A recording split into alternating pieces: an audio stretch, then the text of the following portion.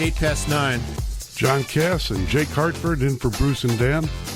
9 to 11, 89 WLS. Fasten your seatbelts. We're about to take off. Fasten your seats. We're about to take off. Or not take off. American Airlines, which is a huge, major carrier in this country, as you know, is undergoing bankruptcy. Last year, they voided all their union contracts. And recently, in the past couple weeks, they've had quite a few of their pilots call in sick. And because of that, there have been a number of flights that had to be canceled. And now, within the past few days, nobody knows how this is happening or why this is happening, and management says it has nothing to do with any kind of labor issues. But rows of seats are coming undone during flights, forcing the planes to either divert or go back to their original city. Saturday, there was a plane was going from, I think, Boston to Miami, had to divert in New York. Today there was one New York going somewhere, or yesterday New York somewhere. They had to go back, and then this morning, flight Miami. from Chicago to London landed in Ireland, not because of loose seats, although they did have loose seats, but there was smoke in the cockpit, and that turned out to be a fan that wasn't working. Some guy smoking a cigar in the back. Didn't have the exhaust fan working? You're not supposed to smoke on Yes, planes, I know John. that. I know that. At least if you are, you have to have the window open. And we're going to be joined by somebody from ABC with the latest. But By the way, if you open the window in a plane, it's like gold. You ever see Goldfinger? We're in the 50th anniversary of James Bond. You get sucked right out. Just so you know. okay, All right? for those of you just heading to the airport to board a flight, Yeah, just relax. Have another Bloody Mary on me and on Jake and John, okay? yeah.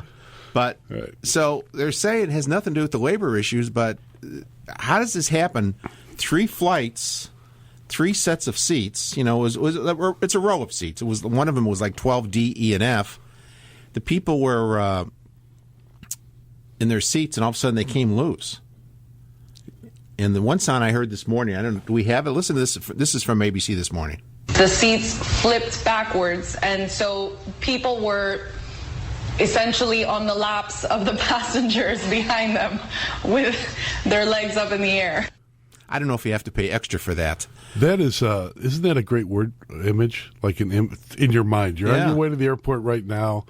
Whose legs are going to be up for me? That's what you want to think. Well, I've seen some people on some planes where I wouldn't mind seeing those legs up in the air like that. I don't know. You said, but me, my legs are 18 inches long. They fit into a shopping bag, and I don't think I'm just a short-legged person, so I don't think it would be too attractive. Now, in all 3 instances, the people on the planes, the flight attendants, were able to accommodate the people that were in those seats. Like, what do you do? Like, run up there and pull them? Like, you grab them by the forehead and pull Get them off forward? my plane. No, they were able to. They were able to give them other seats because there were empty seats on the plane. Oh, I see. But I don't know what would they have done if the plane was full. And there are planes that are really flying full lately. Yeah, is there some sort of, anybody know out there, is there sort of an like, do they have to duck and cover in the middle aisle or what? What do you do?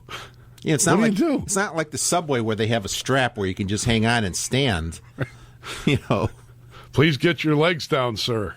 Yeah. Keep your legs down. Yeah, if the seat became, the row of seats became unbolted from the floor, unless you can bolt it back and have it secure, you've got to sit somewhere. And if you're out of seats because the plane is full, you're out of luck. Now, I don't want to totally diss American Airlines here because a few years ago, I remember writing about a woman named Christia Pritchard, and she lost her wedding ring on an American airline flight. You know where she lost it?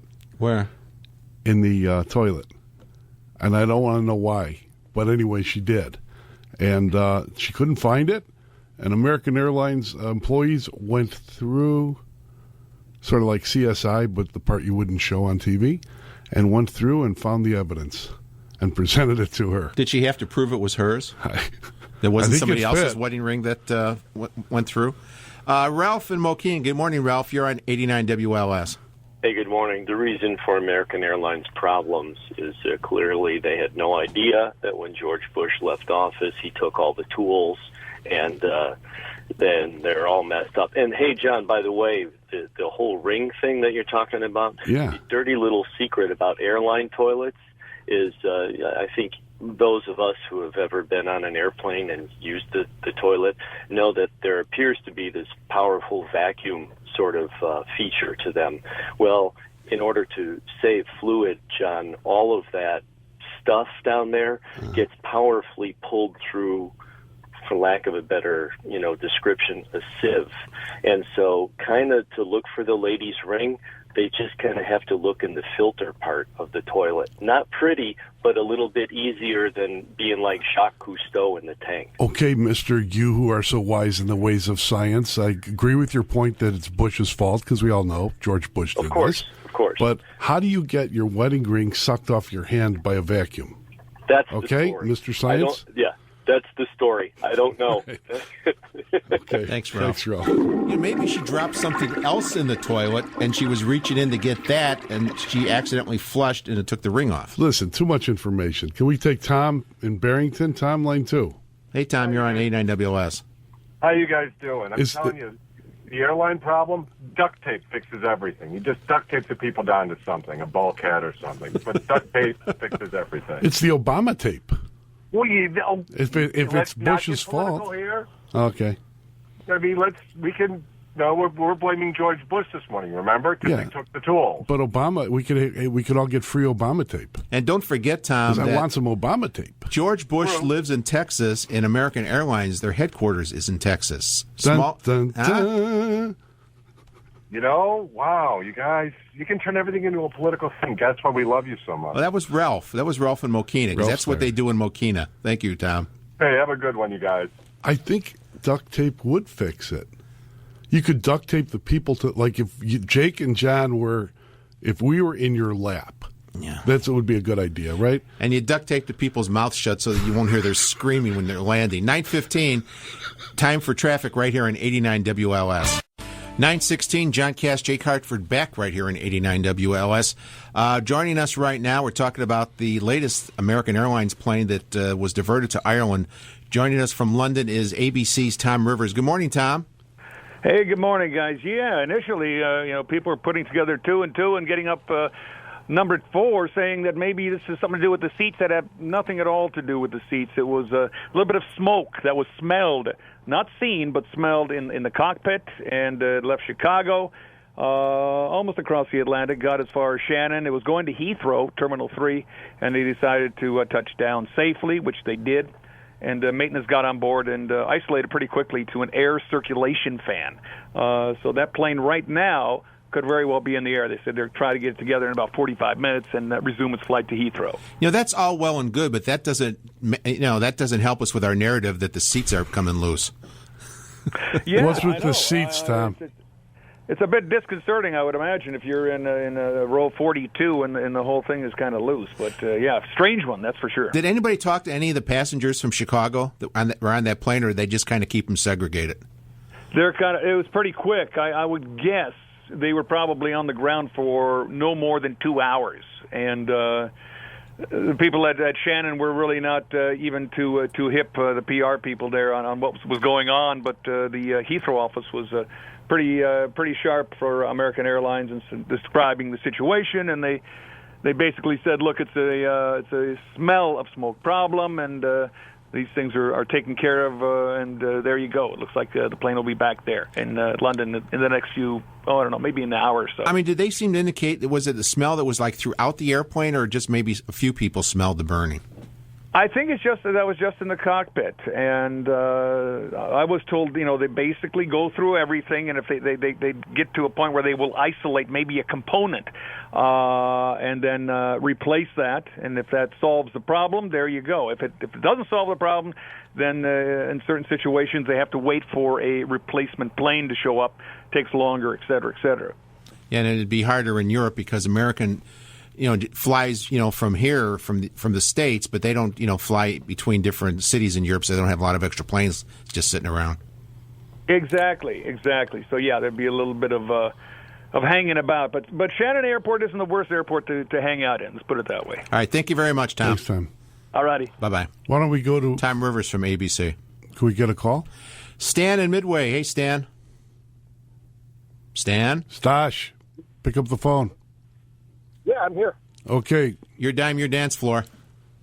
Those seats are not easy to move around. I mean, they are locked in position, and someone has to physically either undo the locks to allow them to move around. That's how they adjust the seat pitch. And there's the floor rail is a scalloped rail, and each leg on that seat has a scallop fitting that fits in there into the round scallop part, and then you push the seat back into the narrow part of the rail. And that's how you adjust the seat pitch, and then you lock it in position. There's two types of fittings that I have seen. Are you an aircraft mechanic? Yes, I am. Do you need equipment for this, or can you do it by hand? Just by some pressing? parts. Well, some seats I've seen, older seats have a pin that you push in by with your thumb, and then you're able to pull the collar up on the seat, and that allows the seat to either come out of the fitting or you can adjust the seat pitch. Other seats have bolts that lock it in place, and you need a wrench for that. What would be the procedure if you know? If, say, the seats break in flight and there's no other seats, you can't put people anywhere. Where do you put them? You have to what they call defer that seat row and put the passenger somewhere else. But I mean, what if it's a crowded flight in full flight? What do you do? Those people either get another flight. Yeah, but they come in. Yeah, but if you're up on the air, you're up in the air. Well, you're up in the air again. Yeah. If there's other rows that are empty, you put those people somewhere, or the airline runs the risk of when they land and apply the brakes or the thrust reversers, that seat moves forward, and those people can actually move forward with the seat. Not a good thought. Thank you, Stan. Sure. Especially if you got a couple hefty guys. So it doesn't sound like the seat. Somebody could have done something to empty the, unlock the seats, and it sounds intricate. So you wonder if somebody loosened it before. But you would think if they were loose, when the flight attendants or the cabin crew went through, they would. I don't know. Do you check when you sit at your? We just sat down here in the studio. Did you check your seat? Yeah, every underneath? time, all the Right. time. Yeah. Yes, of course you do. Yes, I do. It's check your seat. 9:21 on 89 WLS. 89 WLS. The road to the Oval Office starts here. Your common sense election headquarters. 89 WLS. 9:28. John Cass, Jay Cartford in for Bruce and Dan. We're talking about American Airlines. A couple flights recently, the seats are coming loose. And is it just a fluke, or it has something to do with some of their labor problems? Tom and O'Hare. Hey, Tom, you're on 89 WLS. Yeah, Jake, Mr. Cass, Hey. Mr. Stewart there, great show. Yes, this is an updated bulletin from O'Hare, Mr. Jake. The seats were left loose when a subcontractor was finishing up a retrofit on that particular airplane, and sure, it should have been checked by American crews, no doubt, but there's nothing nefarious or nothing conspiratorial about it. A retrofit crew made the mistake. Probably one guy's going one way, the other guy's going the other way, like the railroad. They got to the middle and said, forget that. That's not my job. That's just speculation. How many planes did this supposed subcontractor work on? I'm going to say I don't know that, because all I know is the scuttlebutt out here on the dock is that all the screws were out. So as far as the mechanic for Midway, he had a good story about if you were to take them off in mid-flight or nefariously. But you can call the lady out there at AA, and she'd be glad to talk to you. It's on a couple of the website for travelers, not American, but some of these serious website traveler stories, the stories on some of the serious websites. And there was nothing nefarious, guys. You can knock that one off. But you know what? You want to say something, John? No, I just said we're not saying it's nefarious. Just coincidence, kind of. We're trained observers, my friend. Coincidence is kind of bothering. But here's the problem, Tom. Here's my concern. If this was a subcontractor that was kind of loose with what they were supposed to do, excuse the pun on the seats, if they did it for seats, what if they did it for something in the engine? Of course, a lot of that stuff's tethered. When they go in to work on the engines, they have a lot of the tools tethered to them, so they can't leave them down anymore. Right. But, of course, there's been bolts and nuts and other byproducts that have got blown through the intakes. But Hey, I know you guys are supposed to be watching things, but aren't we supposed to be talking about the combine and how the crooked cops and the crooked judges let Blagojevich and Ryan? Tom, I'm worried about engines falling off in mid-flight. And I'm worried about my legs up in the air because they're short and bow-legged, and then the last thing people need to see is a short, bow-legged, hairy Greek leg sticking up in the air. 9:30, time for news weather traffic right here on 89 WLS. 9:36, the 89 WLS box office opens every Thursday, giving you a chance to win tickets to an upcoming show or event. This Thursday, listen all day for your chance to win a pair of tickets to see the advanced screening of Argo, starring Ben Affleck, Bryan Cranston, Alan Arkin, and John Goodman. For more info, go to WSAM.com. Jake Hartford. John Cass, and here for Bruce and Dan. We've got some calls. Yeah, we're talking about the American Airlines with the loose seats. The loose seats and the fear of falling in someone's lap behind you. Steve in Lincoln Park. Hey, Steve, you're on 89 WLS. Hey, Jake and John. Good to talk to you guys. Hey. Yeah, I mean, of course, John, there's the initial fear of, or the weight of everybody falling back on somebody else. Well, I don't want to crush anybody. You would definitely be in the position to do that on someone. But as far as worrying about once there's no seats available for them to sit in, I mean, come on, we don't land the plane that bad that you're going to be tumbling down the aisles and. Are you a pilot? Are you a pilot, Steve? Yes, I am. A commercial aviator? That's correct. All right, I put my life in your hands all the time, and I trust you guys. But here's the question: if the seats are broken, if Jake and John don't have seats, and all the other seats are taken, what are we supposed to do? Like sit cross-legged in the aisle, or what? Well, you could, or what's the policy? Back in the, there's the regulation way. Back when I was in the Air Force, we would do touch and goes, and guys would be standing back there. It's not like unless you have some sort of emergency landing where you have to stop really fast. I mean, most of the landings are nice and smooth. You could stand up the whole time and just lean against the wall and near the galley. That's it. That's what we'll do. Hey, Steve, because if we start rolling down the aisle the wrong way. You ever see like a couple 100-pound bowling pins running down there? That's what we are, bowling balls.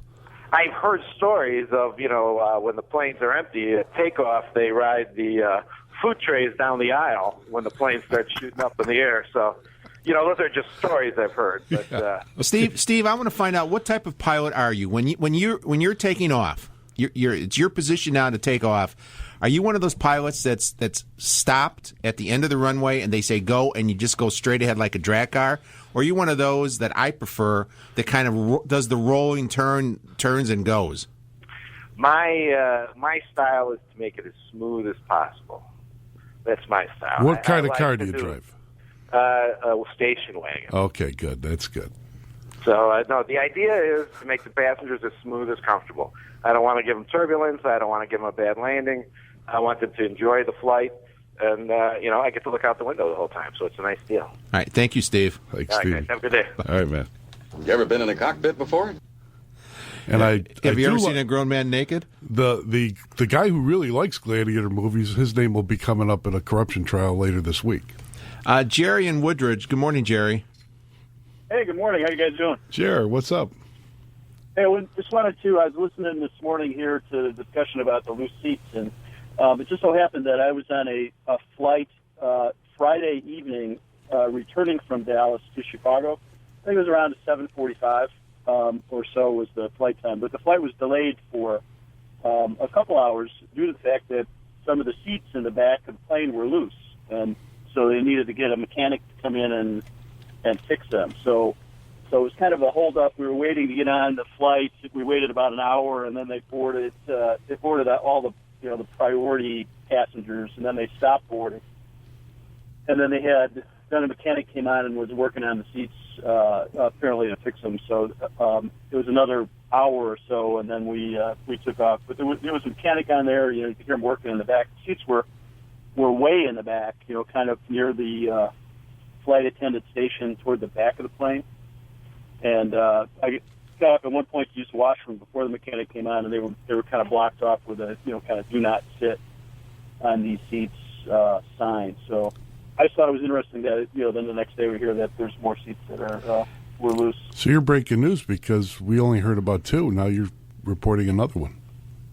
Yeah, this was Friday night. I know it's 7. I want to say it was like the 7 or 7:45 flight out of Dallas to Chicago. Thanks, Jerry. Thanks, Jerry. Fair enough. Okay.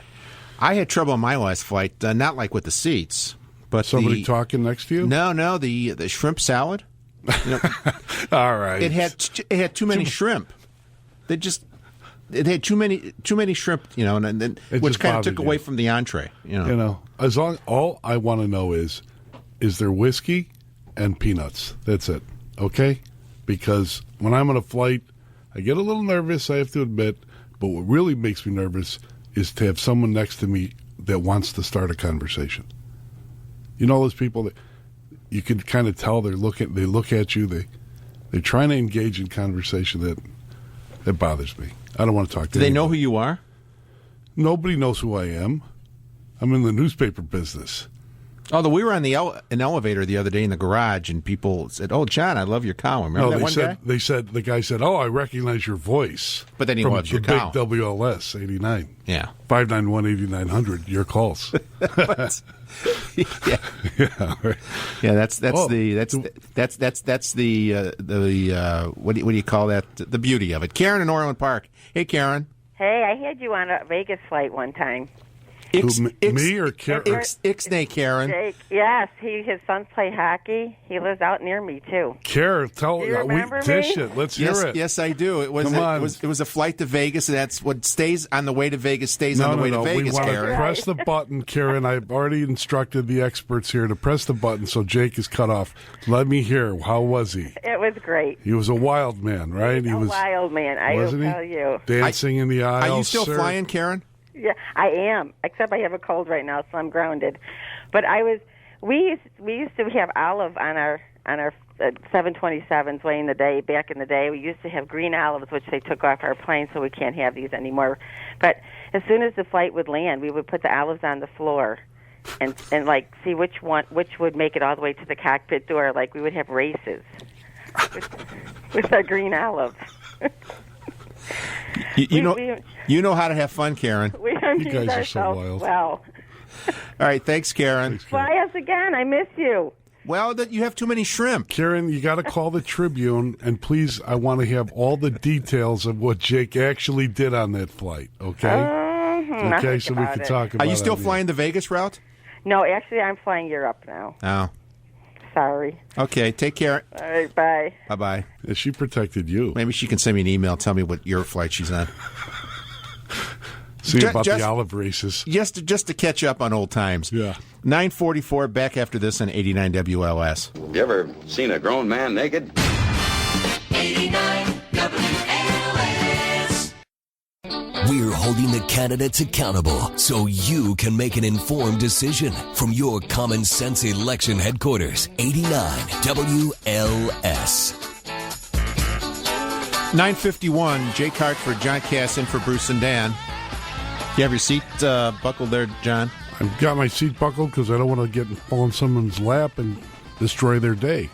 A subcontractor didn't tighten all the nuts and bolts. He probably went out and got a Polish and some ice. Probably forgot.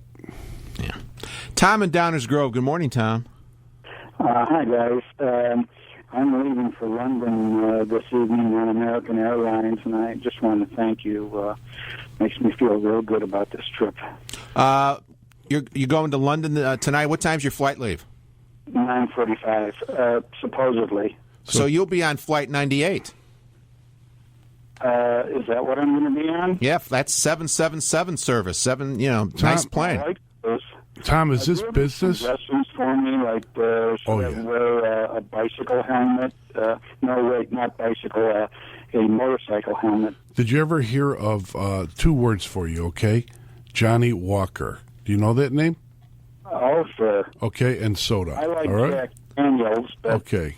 Are you in first class, business, or coach, Tom?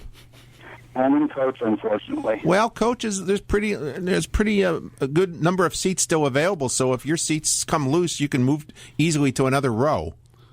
Well, I thought I might bring a wrench, but I know TSA would take it away from me. So why don't you bring some olives, Tom? This would be amusing. Like Karen said, our friendly flight attendant who has all the inside information on Jake's flights to Vegas that she won't spill because she's doing him a favor. But why don't you roll some olives bring a bunch of olives, I'd say, and have a few drinks and have some fun. Make it a party. Yeah, I won't give a damn if I'm in somebody else's lap then, I guess.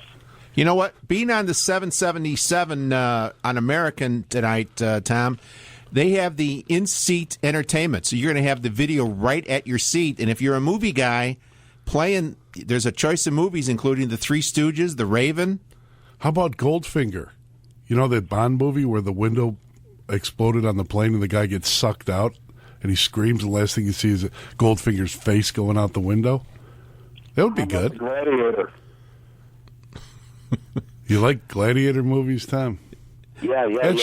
That's a good movie, though. Have a safe flight, Tom. Thanks. Don't forget, drink up.